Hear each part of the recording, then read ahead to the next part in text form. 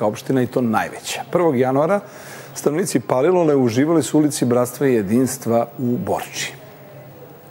Bogat sadržaj za najmlađe Palilulce. Deca iz Borče više ne moraju da putuju do centra grada jer konačno imaju ulicu Otvorenog srca na svojoj opštini.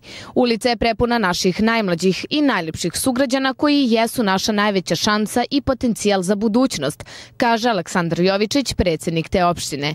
On je najavio i da će manifestacija ulica Otvorenog srca sledeće godine biti još bolja, a opština će se truditi, kako kaže, da se i tokom godine za decu priređuju slične manifestacije. Najlepše se osjećam kada radimo ovako lepe stvari gde pre svega na neki način uspemo, barem na kratko, da vidimo i izmamimo osmeh naših najmlađih sugrađana, barem sa teritorije opštine Palilula. Posetioce su animirali Deda Mraz, kostimirane princeze, patuljci i mnogi drugi animatori, dok su palilulski predškolci i osnovci za svoje drugare igrali, pevali, recitovali, glumili i igrali folklor. Sanja Bone, televizija Pink.